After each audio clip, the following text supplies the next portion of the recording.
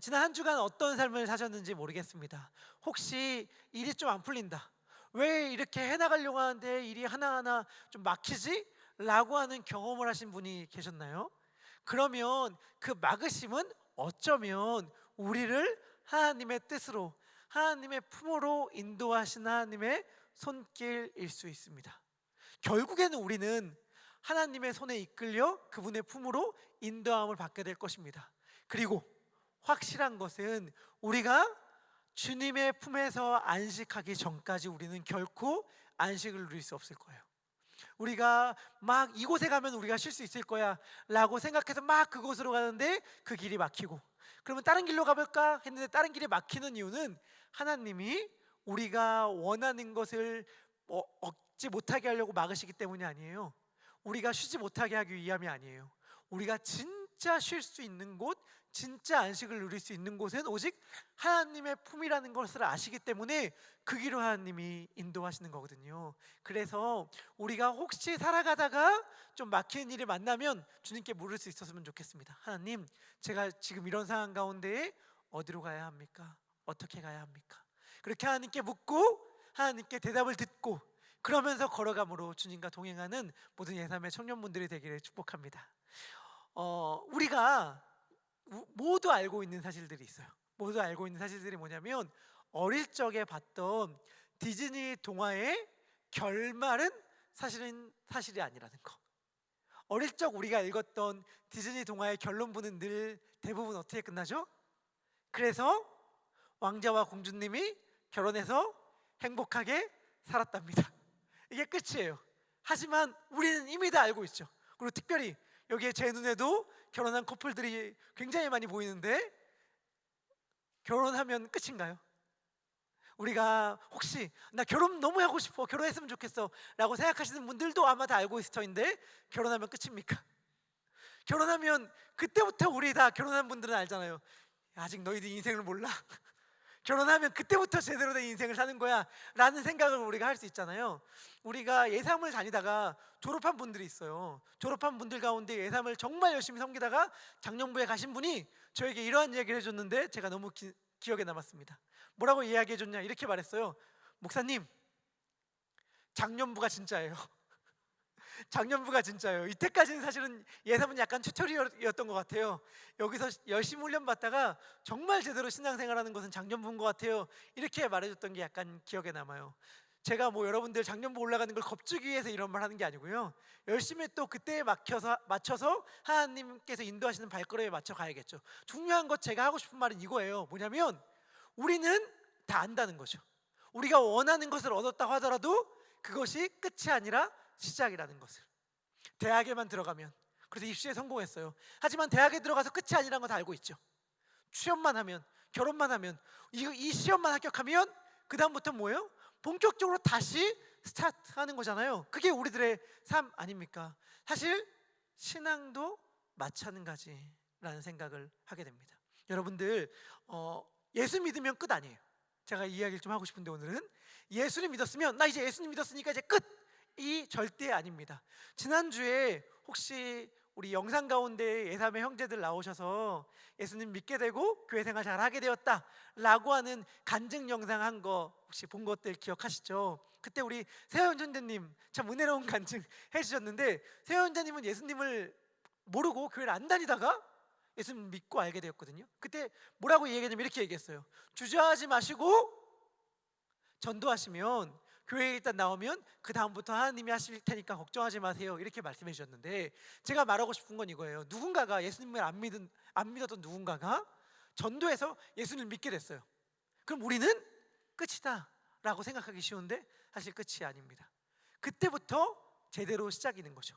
예수님을 믿는다고 했던 게 끝이 아니라, 예수님을 믿었을 때 제대로 어떻게 믿느냐, 이제부터 어떻게 살아가느냐가 너무너무 중요합니다. 이것은 무슨 라이센스 땄기 때문에 이제 예수님 믿는 증명서가 발급되었으니 이제 예수님을 믿는 자로 확인되었고 이제부터는 내가 하고 싶은 대로 내 꿈 이루면서 살아가야지 하는 게 아닙니다. 창세기를 보면 4명의 족장이 나와서 4명의 족장, 4대 족장이라고 부르는 족장들이 나오거든요. 아브라함, 이삭, 야곱, 요셉. 이 네 명의 족장들 가운데에서 야곱의 이야기가 가장 길고 이삭의 이야기가 가장 짧습니다. 하지만 야곱의 이야기 못지않게 긴 게 아브라함의 이야기예요. 아브라함은 창세기 11장 말에서 데라를 언급할 때에 데라의 아들로 잠깐 등장했다가 아브라함의 본격적인 이야기가 펼쳐지는 것은 12장이거든요. 창세기 12장. 창세기 12장부터 쭉 아브라함의 이야기가 시작돼서 언제 마치냐면 25장에 맞춰요. 25장. 굉장히 길게 나오죠. 그런데 여러분, 아브라함이 갈대아 우르라는 곳에 살고 있을 때에 영광의 하나님이 그에게 나타나서 내가 내게 보일 땅, 가라고 하는 땅으로 가라, 약속의 땅으로 가라 라고 말씀하여 주셨고, 아브라함은 이제 그 길을 떠납니다. 하나님이 말씀하신 약속의 땅으로 가야지 라고 하고 길을 떠나요. 12장에서 길을 떠난 아브라함이 과연 언제 가나안 땅에 도착할까요? 가나안 땅은 약속의 땅이고 동시에 성경에서는 천국을 상징합니다. 천국. 가나안 땅은 구약의 가나안 땅, 약속의 땅에 간다는 건 천국을 상징해요. 이거 우리들 너무 잘 알고 있잖아요. 여호수아가 이스라엘 민족들을 이끌고 가나안 땅에 들어가기 전에 직전에 건너는 게 어디죠? 뭐죠? 무슨 강이죠? 가나안 땅 들어가기 바로 직전에 건너는 강. 요단강 아니에요. 요단강을 건너서 가나안 땅에 들어갑니다. 그런데 우리들 흔히들 저만 그런 말 쓰나요? 막 화나거나 기분 나쁜 일 있거나 막 가만 안 두겠다 말할 때 뭐라고 말합니까? 너 오늘 요단강 건너고 싶냐? 요단강 물 좀 맛보게 해줄까? 뭐 이렇게 이런 말들 한다고 한다면 그 말이 의미하는 바가 뭡니까? 너 죽고 싶냐? 이 말인 거잖아요. 그러니까 사실은 가나안 땅은 죽은 다음에 가는 천국을 상징하는 거거든요. 철로의 역정이라는 존 버년이 쓴 유명한 책이 있어요. 그 책에서도 그 책의 스토리가 뭐냐면 주인공인 크리스천, 기독교가 이 세상을 빠져나와서 수많은 유혹들과 역경들을 딛고 결국에는 천국에 도착하는 이야기가 철로의 역정이라는 정말 유명한 책이란 말이에요. 그리고 천국에 들어가면 끝이야. 천국에 들어가면 그 이야기가 끝나요. 모든 목적이 이루어졌으니까요. 그럼 다시 아브라함으로 돌아와서 제가 질문한다면, 가나안 땅으로 길을 떠난 아브라함이 갈대아 우르에서 가나안 땅으로 가는데 12장에서 길을 떠난 아브라함이 언제 가나안 땅에 들어갈까요?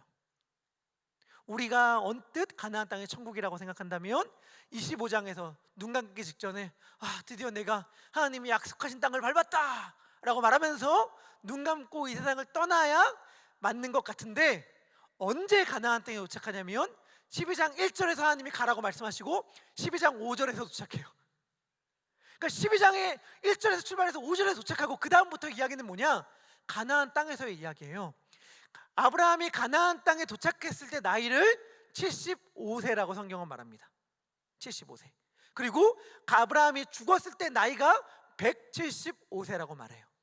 그러니까 가나안 땅에서 100년을 살았는데, 성경이 이야기하는 게 뭐냐면 아브라함의 진짜 인생은 그 후반부의 100년이야.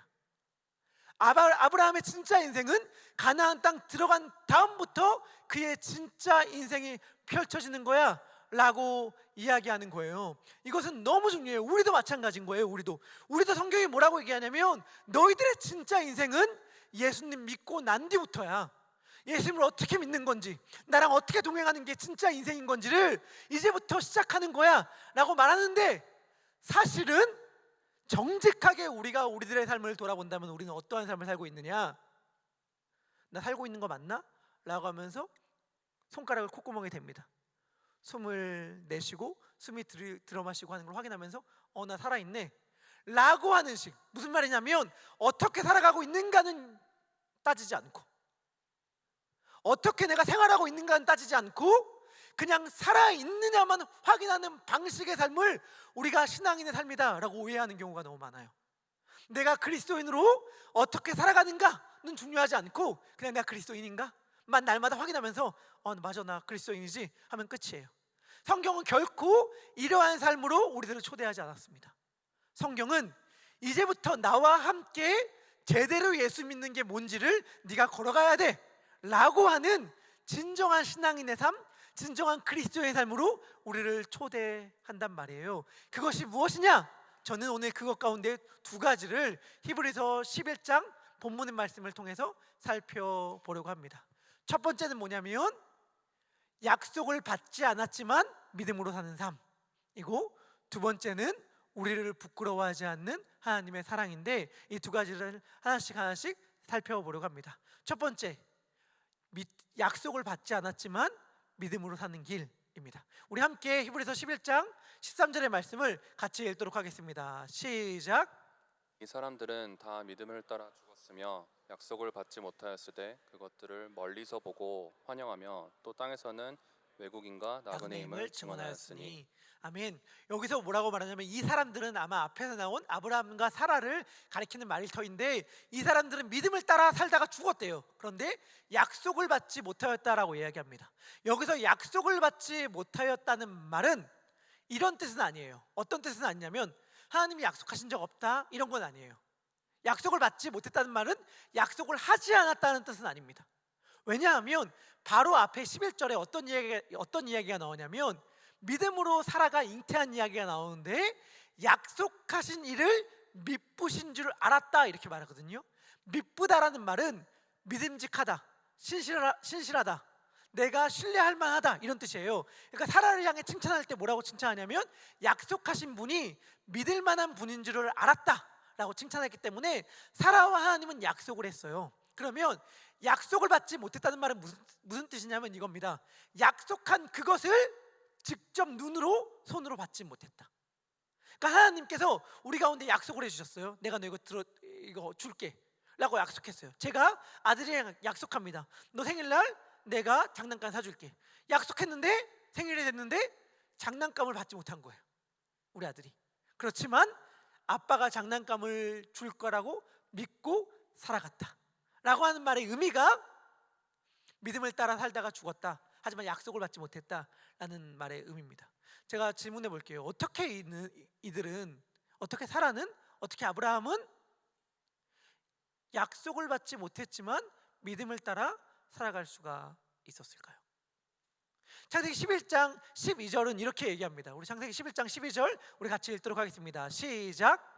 그러므로 죽은 자와 같은 한 사람으로 사람으로 말미암아 하늘의 허다한 별과 또 해변의 무수한 모래와 같이 많은 후손이 생육하였느니라. 아멘.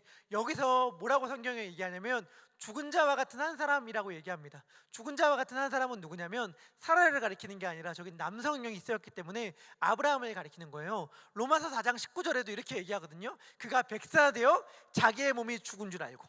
그러니까 여기서 죽은 자와 같은 한 사람은 아브라함을 이야기합니다. 하나님이 아브라함에게 약속하셨어요. 뭐라고 약속하셨냐면, 내가 너의 자손을 하늘의 허다한 별과 같이 해변의 무수한 모래와 같이 많게 해줄게 약속하여 주셨어요. 지금도 그럴 수 있지만 고대에는 확실히 자손이 많은 게 복이었거든요.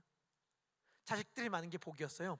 그렇기 때문에 하나님께서 이 복을 약속하여 주셨는데, 다 알고 있죠. 아브라함 생전에 이 복이 눈앞에 펼쳐졌나요? 아니에요. 아브라함은 이삭 딱 한 명 있었어요. 물론 하갈이라는 여종을 통해서 이스마엘이라는 아들을 낳았고, 후에 25장에서 그두라라는 여인을 품어서 6명의 아들을 낳았지만, 하나님께서 분명히 말씀하여 주셨잖아요. 사라를 통해서 난 자만이 약속의 자녀다. 그렇기 때문에 사라를 통해서 난 자만이 아브라함의 후손이라고 말할 수 있을 터인데, 한 명 낳았단 말이에요, 이삭. 그리고 그 이삭이 그러면 자식들이 많이 낳았냐? 아니에요.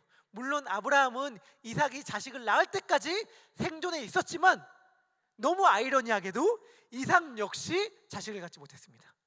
결혼하고 20년 동안 자식을 갖지 못해서 고생하다가 결국엔 2명 아들을 낳는 거로 끝이었단 말이에요. 그렇기 때문에 사실은 아브라함의 생애 가운데에 하나님은 아브라함에게 하신 약속을 그에게 주지는 않았습니다. 하지만 준 거죠. 왜요? 이삭을 줬잖아요. 무슨 말이냐면, 그 이삭 안에 한 민족이 다 담겨져 있었잖아요. 이게 놀라운 거예요. 사도 바울이 고린도전서 15장 37절에서 부활에 대해 이야기할 때에 이런 이야기를 합니다. 우리 함께 이 말씀도 읽도록 하겠습니다. 시작. 또 내가 뿌리는 것은 장래의 형체를 뿌리는 것이 아니요 다만 밀이나 다른 것의 알맹이뿐이로되. 자, 무슨 말을 하고 있냐? 사도 바울이 이렇게 얘기합니다. 너 씨 뿌려봤지? 근데 그 씨가 나중에 커서 될 거대한 식물 모양이 작게 압축되어 있던 거였어? 우리가 거대한 나무도 결국엔 자그마한 씨로 시작되는데 그 씨를 보면, 씨만 보면 나무의 모습을 생각할 수 있나요? 생각 못하죠. 그 나무를 굉장히 작게 압축하고 압축해서 그 씨라는 캡슐 안에 딱 들어있는 게 아니잖아요. 씨를 현미경으로 본다고 해서 그 나무를 볼 수 있는 게 아니잖아요. 그 씨는 씨예요. 하지만 분명한 게 뭐예요? 그 씨는 그 나무를 담고 있고 그 숲을 담고 있는 거죠. 우리가 볼 때는 굉장히 작은 씨일지 모르겠지만 그 씨는 그 안에 숲을 담고 있던 거예요. 이삭은 한 명의 사람에 불과했어요. 하지만 이삭은 그 안에 뭘 담고 있어요? 온 민족을 담고 있는 거예요. 우리 역시 마찬가지라는 생각을 하게 됩니다. 우리가 가끔씩 실망할 때가 있는데, 언제 실망하냐면 용기 내어 헌신했는데 그리고 아무 일도 없었더라 라고 말할 때 우리가 실망할 때가 있고 상처 입을 때가 있고 기운이 빠질 때가 있습니다. 정말 용기 내어서 믿음의 한 걸음을 내딛었는데 결과 반응이 시원치 않아. 그럼 우리가 마음이 약간 좀 공허감과 실망감이 들곤 하잖아요. 하지만 제가 여러분들에게 확신하며 말씀드리겠습니다. 결코 실망할 것이 아닙니다. 왜냐하면 여러분, 이삭 안에 온 민족이 있었거든요. 씨앗 안에 숲이 있었거든요. 우리들의 자그마한 아주 작은 헌신과 결단과 발자국 그 안에 하나님의 위대하고 놀라운 계획이 담겨져 있단 말이에요. 우리는 이것을 신뢰해야 합니다. 이것을 신뢰할 때 무엇이 가능하냐? 약속이 내 눈앞에 당장 현실로 주어지지 않는다 하더라도 하나님을 신뢰함으로 믿음을 따라 살아갈 수 있어요. 결국엔 하나님은 이삭을 통해 온 민족을 이루었다는 것을 기억하자. 이삭 한 사람 안에 온 민족이 담겨져 있었던 것을 기억하자. 나의 작은 순종과 결단 안에서 하나님은 위대하고 놀라운, 내가 생각할 수도 없는 어마어마한 큰 일을 펼칠 것이다. 그 사실을 소망으로 품고 하나님께 담대히 과감히 한 걸음을 내딛었으면 좋겠습니다. 우리의 내딛는 발걸음을 통하여 하나님께서는 하나님의 일들을 행하여 주실 것입니다. 두 번째 살펴보고 싶은 건 이거예요. 우리를 부끄러워하지 않는 하나님의 사랑. 우리 다 함께 히브리서 11장 16절의 말씀 같이 읽도록 하겠습니다. 시작. 이제는 더 나은 본향을 사모하니 곧 하늘에 있는 것이라. 이러므로 하나님이 그들의 하나님이라 일컬음 받으심을 부끄러워하지 아니하시고 그들을 위하여 한 성을 예비하셨느니라. 아멘. 여기서 뭐라고 성경은 이야기하냐면 하나님이 그들의 하나님이라, 아브라함과 사라의 하나님이라 일컬음을 받기를 부끄러워하지 않았다라는 이야기가 나옵니다. 하나님이 아브라함을 부끄러워하지 않았대요. 저는 하나님이 아브라함을 부끄러워하지 않았다는 이야기를 읽을 때에 아브라함 스토리 가운데에 한 이야기가 생각납니다. 창세기 20장의 이야기인데요, 그 내용은 이렇습니다. 아브라함이 잠깐 블레셋 지역에 있는 그랄이라는 땅에 거했던 적이 있었습니다. 근데 블레셋 지역을 다스리는 왕을 아비멜렉이라고 불러요. 이건 사람 이름이 아니라 왕직의 이름입니다. 마치 애굽의 왕을 바로라고 부르는 것처럼 말이죠. 우리 다 혹시 모르신 분들 있을 수도 있는데 애굽은 이집트고 바로는 파라오입니다. 바로가 파라오였어. 약간 모르신 분들 있다면 이번에 상식으로 알아주면 좋을 텐데, 바로처럼 블레셋 왕을 가리키는 게 아비멜렉이었어요. 그런데 아비멜렉 땅에 거하니까 갑자기 아비멜렉이 자신의 아내를 데려갈 것 같아서, 자신의 아내를 품으려고 하는데 자신이 남편인 걸 알면 자신을 위협할 것 같아서 아브라함이 아비멜렉 왕을 속입니다. 뭐라고 속이냐면, 이 여인은 제 여동생입니다. 제 아내가 아니라 제 여동생입니다. 이렇게 속여요. 이 사건을 두고 어떻게 이게 가능했을까 하면서 나이를 들지 않는 사라의 미모라든지 당시의 문화적 배경을 통해서 이 이야기를 설명하곤 하는데, 저는 지금 그 배경을 설명하려는 게 아니라 그 사건 자체만 놓고 보려고 해요. 아비멜렉이 사라가 아브라함의 여동생이라는 걸 알고 자신의 침대로 데리고 오려고 합니다. 그런데 갑자기 그날 밤에 하나님이 아비멜렉에게 나타나셔서 아비멜렉을 혼내는 거예요. 야, 너 그 여자가 누군 줄 알고 데려오려고 그래? 너 그러다가 죽어. 이렇게 말해요. 정말 이렇게 말씀하시는데 창세기 20장 3절의 말씀입니다. 우리 같이 읽도록 하겠습니다. 시작. 밤에 하나님이 아비멜렉에게 현몽하시고 그에게 이르시되 내가 데려간 이 여인으로 말미암아 내가 죽으리니 그는 남편이 있는 여자이니라. 이렇게 말하는 거예요. 야, 너 남편 있는 여자를 데려와? 너 진짜 죽으려고 그래? 너 이 여자 때문에 죽을 줄 알아. 이렇게 하나님이 아비멜렉에게 말씀하시는 거예요. 그러니까 아비멜렉이 뭐라고 얘기했냐? 하나님, 지금 전 너무 당황스럽습니다. 너무 황당합니다. 제가 남편 있는 여인인 줄 알았으면 안 데려왔죠. 제가 남편 있는 여인인 줄 알았으면 저는 손도 안 댔을 겁니다.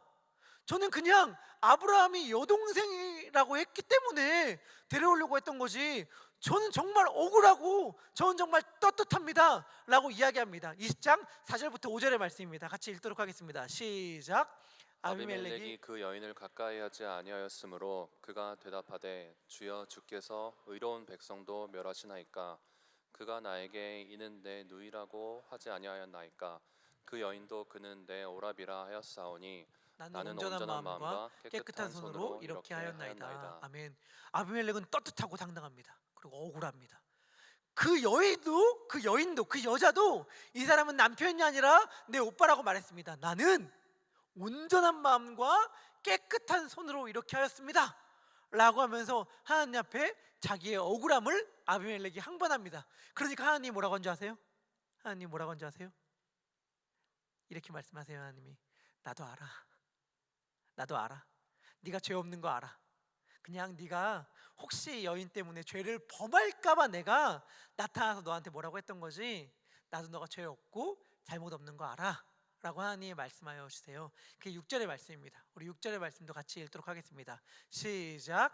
하나님이 꿈에 또 그에게 이르시되 내가 온전한 마음으로 이렇게 한 줄을 나도 알았으므로 너를 막아 내게 범죄하지 아니하게 하였나니 여인에게 가까이 하지 못하게 함이 이 때문이니라. 아멘. 하나님이 약간 좀 민망해지셨습니다. 약간 좀 뻘쭘해지셨어요. 왜? 아까만 해도 죽을 줄 알아 라고 말했다가 너 잘못 없는 거 알아 라고 말하는, 굉장히 민망하고 뻘쭘하고 또 이렇게까지 말할 수 있을 것 같은데 부끄러운 상황에 놓였어요. 왜? 아브라함 때문에. 아브라함 때문에. 이 아비멜렉이 잘못한 게 없는 줄 하나님이 안 돼요. 그럼 그 뒤에 가로쳐 놓고 무슨 말을 하나님이 하지 않으신 거예요? 사실 잘못은 아브라함이 했다는 거 알아 라고 하는 것을 하나님이 가로치고 담고 있는 거예요. 그 말은 뭐예요? 알아, 아브라함이 잘못했지. 그래서 내가 대신 사과한다. 미안하다. 근데 너로 죄를 범하지 않게 하기 위함이었어 라고 하나님이 말씀까지 하심으로 하나님께서 아브라함 때문에 부끄러움을 감수하십니다.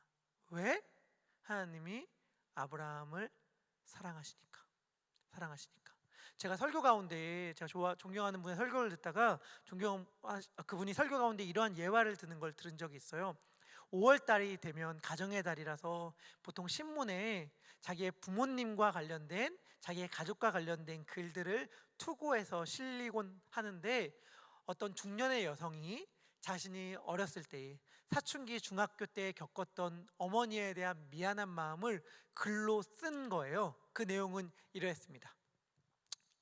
자기가 어렸을 때 너무 집안이 가난했다는 거죠.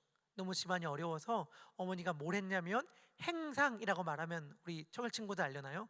그러니까 길을 돌아다니면서 물건을 파는 그런 일을 한 거예요. 머리에 잔뜩 짐을 짊어지고 다양한 물건들을 이렇게 싣고 돌아다니면서 길거리에서 물건을 파는 거죠. 그런데 어느 날 어머니가 그렇게 장사를 마친 다음에 물건을 이고 다시 돌아오는데 마침 학교를 마치고 친구들과 같이 돌아오고 있는 딸을 만난 겁니다. 엄마는 너무 반가운 마음에 딸에게 이야기합니다. 누구누구야? 이렇게 얘기를 해요. 근데 친구들과 함께 있던 딸이 순간 너무 당황하고 부끄럽고 창피해서 이렇게 얘기했어요. 아주머니 무슨 일이세요? 이렇게 얘기했습니다. 이 딸이 너무해 보입니까? 아니에요. 그 목사님들이 이렇게 설명했는데 저도 동의해요. 그때 엄마 수고했어요. 너무 힘들었지? 이렇게 말할 수 있는 딸은, 그리고 그 나이엔 없습니다. 그 나이엔 다 부끄러워하고 창피하고 모른 척하고 싶어 하죠. 그때 딸이 이렇게 얘기했잖아요. 아주머니 무슨 일이세요? 이렇게 얘기하니까 엄마가 씩 웃으면서 대답합니다.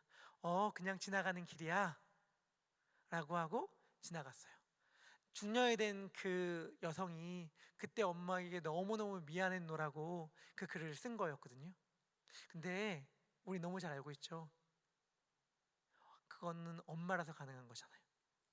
딸은 엄마가 부끄러워요. 딸은 엄마가 부끄러워서 그 엄마의 딸일 수가 없어요. 그런데 그 엄마는 딸을 사랑하기 때문에 그 부끄러움을 감수해요. 그래서 엄마가 아니라 아줌마가 될 수 있는 거죠. 왜? 사랑하니까. 사랑하니까. 사랑은 뭐냐? 사랑은 부끄러움을 감수하게 하거든요. 사랑은 창피함을 감수하게 하거든요. 그 사랑, 그 마치 어머니와 같은 사랑으로 하나님이 아브라함을 사랑하셨던 거예요. 그리고 예수님도 그 사랑을 우리들에게 보여주셨죠. 히브리서 12장 2절, 너무나도 유명한 말씀, 믿음의 주요 또 온전하게 하시는 이인 예수를 바라보자. 그는 그 앞에 있는 기쁨을 위하여 십자가를 참으사 부끄러움을 개의치 아니하시더니 하나님의 보좌 우편에 앉으셨느니라. 예수님은 누구셔요? 예수님은 부끄러움을 개의치 않으셨던 분이십니다. 예수님은 우리를 사랑하셔서 온갖 조롱과 멸시와 천대와 핍박을 다 감당하신 분이며, 우리를 사랑하셔서 완전히 발개 벗겨진 채 모든 사람의 수치의 대상이 되어 나무에 매달리는 것도 개의치 않으셨던 분이 누구예요? 우리가 믿는 예수님이에요. 예수님은 이렇게 말씀하시는 셈이에요. 나는 부끄럽지 않아. 나는 이러한 부끄러움 얼마든지 감수할 수 있어. 왜? 사랑하니까. 사랑하니까. 그런데 우리는 수도 없이 하나님을 부끄러워하죠. 우리는 수도 없이 예수님을 부끄러워하죠. 친구들과의 만남 가운데서, 대화 가운데서, 대화의 주제 가운데서 그리스도인임을 밝히기가 주저되면 그때 우리는 그리스도인이라는 것을 은근히 숨김으로 하나님을 부끄러워하죠. 우리의 삶 가운데 하나님을 부끄러워질 때가 얼마나 많이 있습니까? 술 한잔 앞에서, 성적 앞에서, 학교 앞에서, 물질 앞에서, 때로는 우리의 잠과 피곤함과 게으름과 나태함 앞에서도 하나님은 얼마나 우리들에게 부끄러운 존재가 되어버립니까? 우리는 얼마든지 사소한 그 일 앞에서도 예수님을 모른 척해요. 하나님을 모른 척해요. 부끄러워해요. 그러면서 우리는 마치 우리가 우리의 욕심을 쫓느라 너무너무 바쁘고 그러느라 정신없는데도 불구하고 하나님 앞에 하소연하듯 얘기하죠. 하나님 너무 힘듭니다. 하나님 저 너무 힘든데 안 도와줘요? 하나님 저 너무 아픈데 안 보살펴줍니까? 라고 이야기해요. 정작 바쁜 이유는 우리들의 욕심을 채우느라 바쁜 건데, 정작 힘든 이유는 우리들의 욕망을 채우느라 바쁜 건데, 우리들의 욕망을 채우느라 하나님은 얼마든지 부끄러워하면서, 예수님은 얼마든지 창피해하면서 욕망을 채우느라 힘든 우리들의 모습을 놓고 예수님과 하나님 앞에 나와서 힘들다고 투정되는 게 우리들의 모습이잖아요. 근데 정말 놀라운 게 뭔지 아세요? 우리들의 그 모습을 보면서 하나님은 이렇게 말씀하시는 거예요. 나는 너를 한 번도 부끄러워한 적이 없다. 난 너를 한 번도 부끄러워한 적이 없어.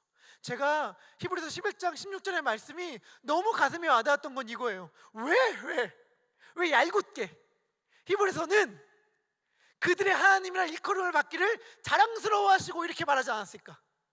우와, 우리 아들 최고야 라고 하면서 막 어디 내놔도 자랑스러운 아들이니까, 어디 내놔도 자랑스러운 딸이니까 나는 우리 딸이 너무 자랑스러워 이렇게 말하듯이, 나는 그들의 하나님인 게 너무 자랑스럽다 이렇게 말하는 게 아니라 어찌 보면 굉장히 소극적으로 나는 그들의 하나님이라 일컬음을 받기에 부끄러워하지 않았다 이렇게 말씀하셨을까? 너무 그 이유를 잘 알겠는 거예요. 왜? 사실은 우리가 다 고백하고 인정할 수밖에 없는 것, 어디다 내놔도 부끄러우니까. 우리가 그리스도인으로 어디에 내놔도 사실은 부끄러운 존재들 아닙니까?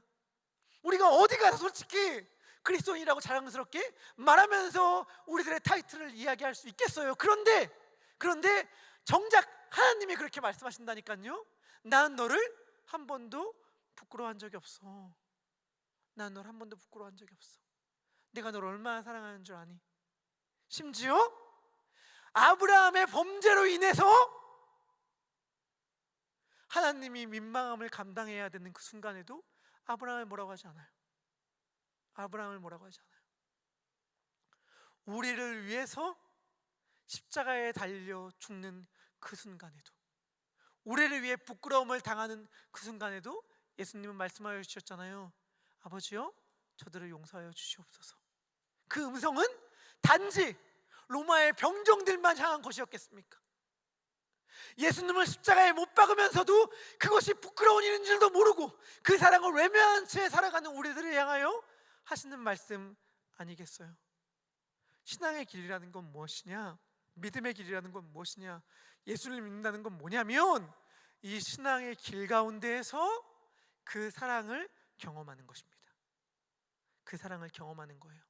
나는 하나님을 정말 셀 수도 없이 부끄러워하는데, 나는 하나님을, 예수 그리스도를 셀 수도 없이 부인하는데, 우리 하나님은 나를 끊임없이 안아주시고 외면치 않아주시고 모른 척하지 않아주시고 늘 자랑스러워하신다는 걸 배워가는 게 신앙입니다. 그래서 우리를 부끄러워하지 않는 하나님의 사랑을 경험함으로 우리도 하나님을 부끄러워하지 않게 되는 것, 그것이 우리들에게 걸어가라고 하신 하나님의 믿음의 초대입니다. 우리 말씀을 마무리합니다. 우리 같이 찬양할 터인데요, 저는 예삼의 청년분들이 그 믿음을 가지고 그 걸음을 멋있게 정말 옮겨갔으면 좋겠어요.